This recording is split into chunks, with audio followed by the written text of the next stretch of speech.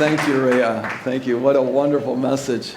Friends, that song is the foundational principle of truth, the foundational principle of unity, as taught by Emily Cady, that there's only one presence, one power, one love, one faith, one mind, one activity, one life, one joy, one peace, only one of us here, and that's God, the good omnipotence. Isn't that good news?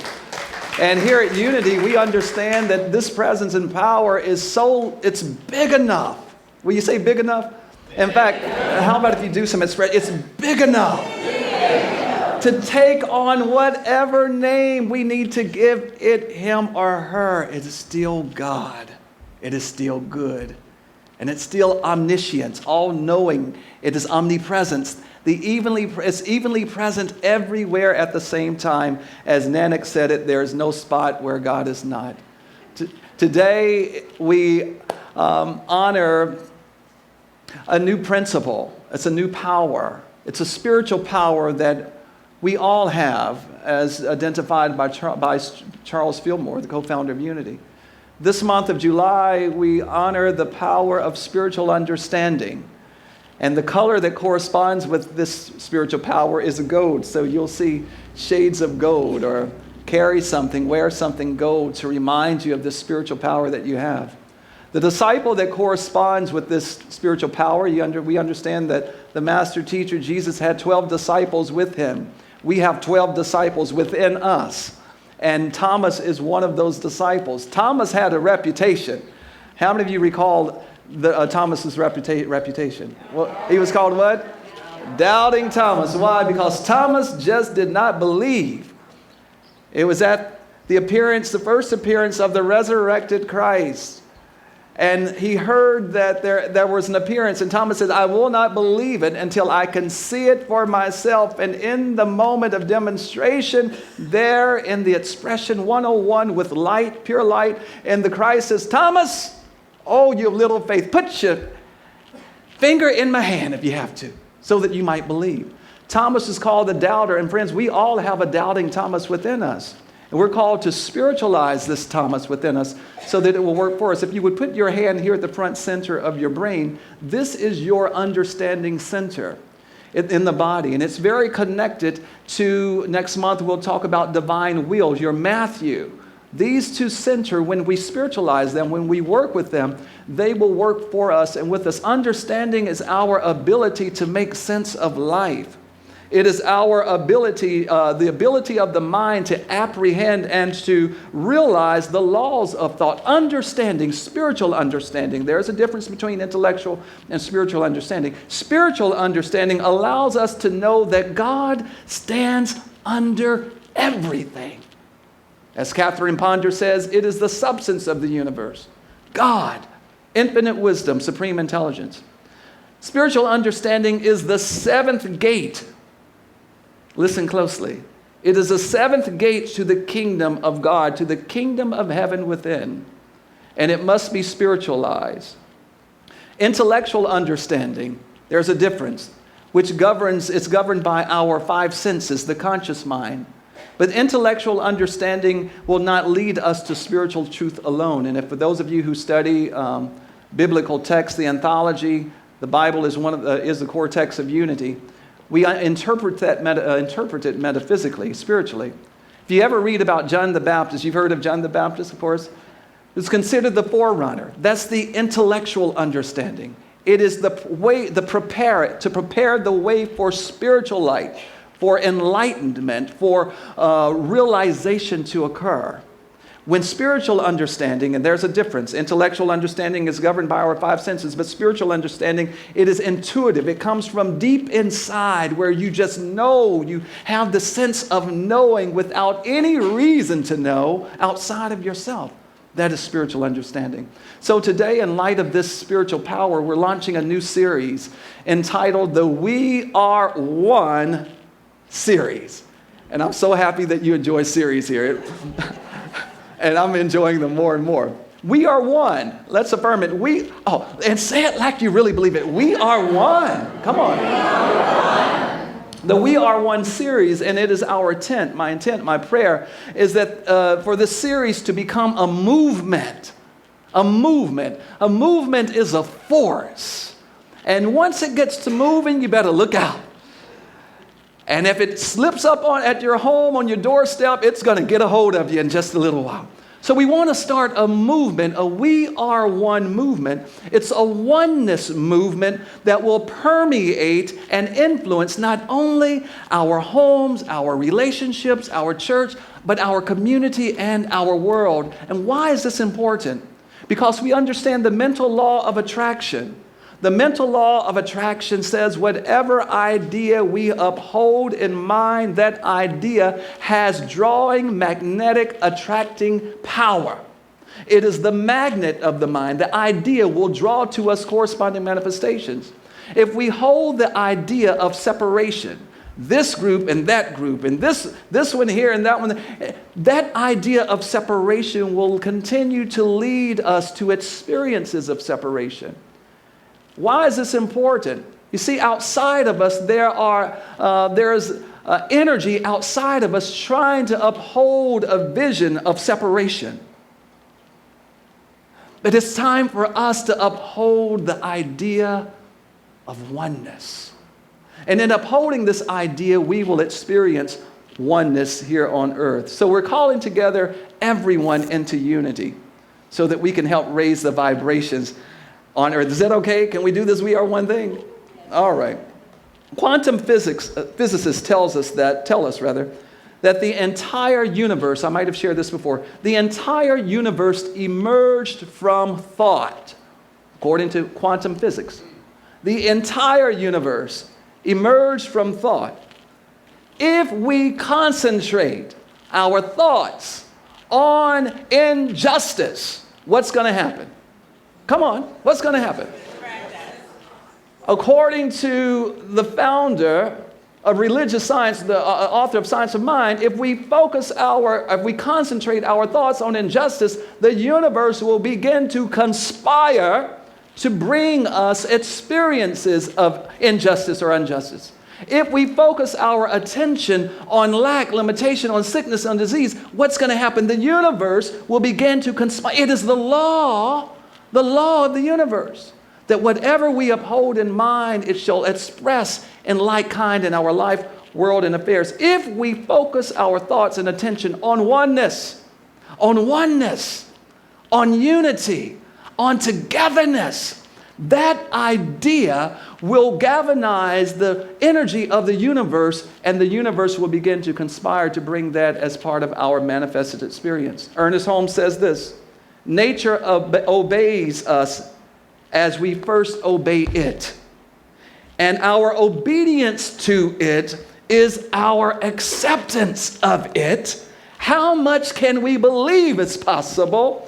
As much as we can believe, will it be done unto. Do you believe oneness is possible? Yes. Jack Boland, the author of Mastermind, said it this way: everything, say everything. Everything. I like how you emphasize that, Reverend Levitt. Let's say it once again. Everything, leaving nothing out. Jack Boland says everything that we want or need is trying to happen to us.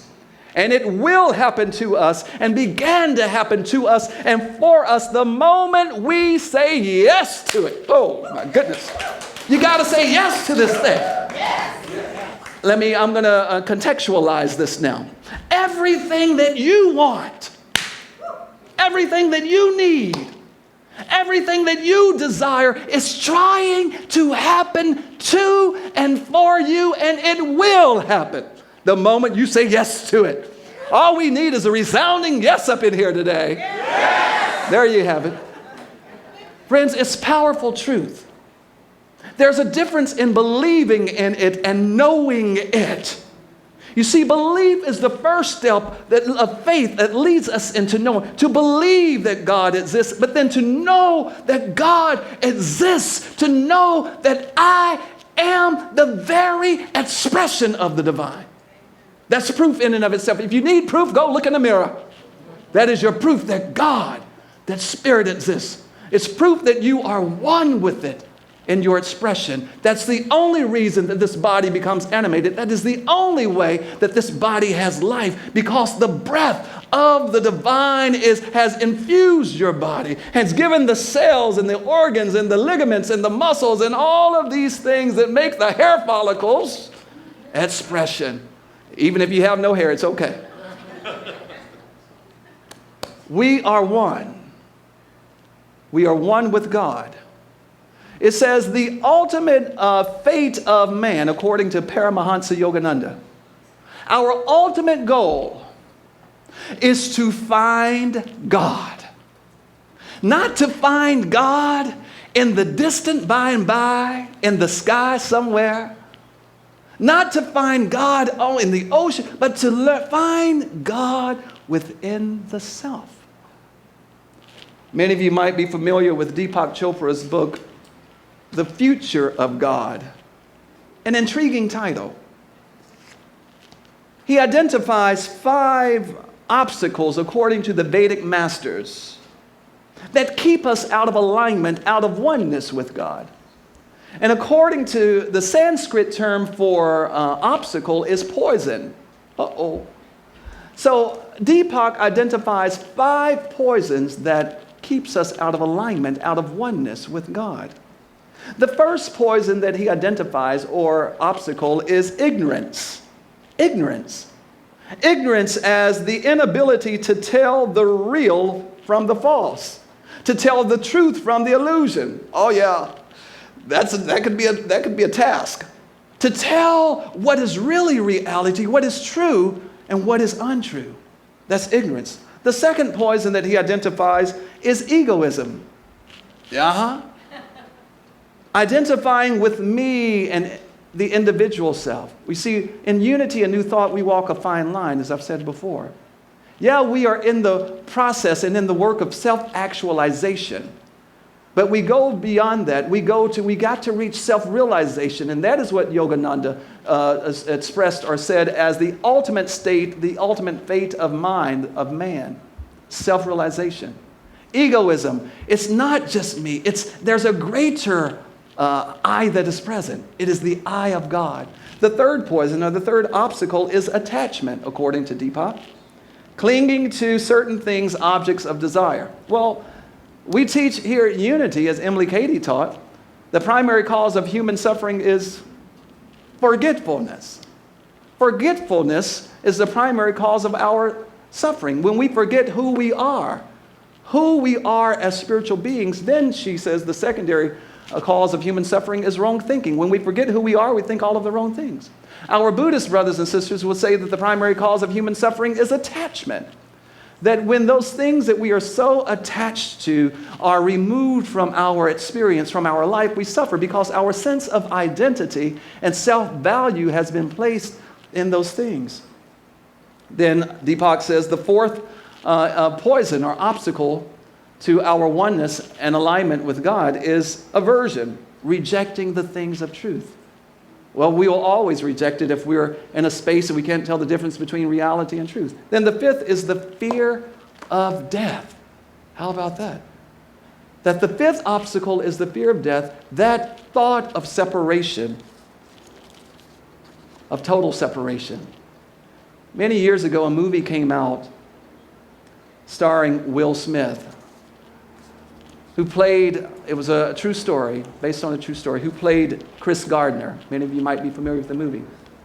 It was entitled The Pursuit of Happiness. How many of you saw that movie? It's a good movie. If you haven't seen it, I encourage you to get it and watch it. In the movie, Chris Gardner, a real life story, who became homeless, and he had the responsibility of caring for his only son. And one day, while on the street, he held the idea of his oneness with Source as his oneness with Source as his supply, infinite supply. And he came in contact with a stockbroker who changed his life. And as a result of that encounter, he was given an opportunity to serve as an intern on Wall Street. That changed his life. Today, Chris Gardner he's still living the rags to riches story, have gone from the pits to the palace, and making multi-millions even now on his books and on his movie. These words are familiar to you. We hold these truths to be self-evident. I'm going to change the words to fit my growth. That all people are created equal, and they are endowed by their Creator with certain unalienable rights, the right to life, liberty, and the pursuit of happiness. Friends, Thomas Jefferson, over 239 years ago, and this Declaration of Independence, the pursuit of happiness was more than just getting the next job, advancing in our careers, getting the house, but the pursuit of happiness is our right, our God-given right for each of us to travel as far, to experience as much as our soul desires to experience. And it comes from our oneness with God. That is the ultimate path, the pursuit of happiness. I invite you to take a moment. Take the hand of the person on your left and right. We are one with God, and God is one with us. If there's one here today who might be experiencing a physical challenge, sickness or disease or condition, if you can come into the awareness of your oneness with God as the healing presence and power, I am one with the healing presence and power of God. And the healing presence and power of God is one with me right now. Even if you have to centralize it and localize it in your body, my heart is one with the healing presence and power of God, and the healing presence and power of God is one with my heart right now. If it is a financial challenge, if you can hold the idea that you are one now, not in the Perusia, but now. You are one right now, and nothing can stop that. I am one with the prospering power of God, and the prospering power of God is one with me right now. I am one with the unifying presence and power of God, and the unifying presence and power of God is one with me right here and right now. This is our truth today. We are one. God bless you. Peace and blessings.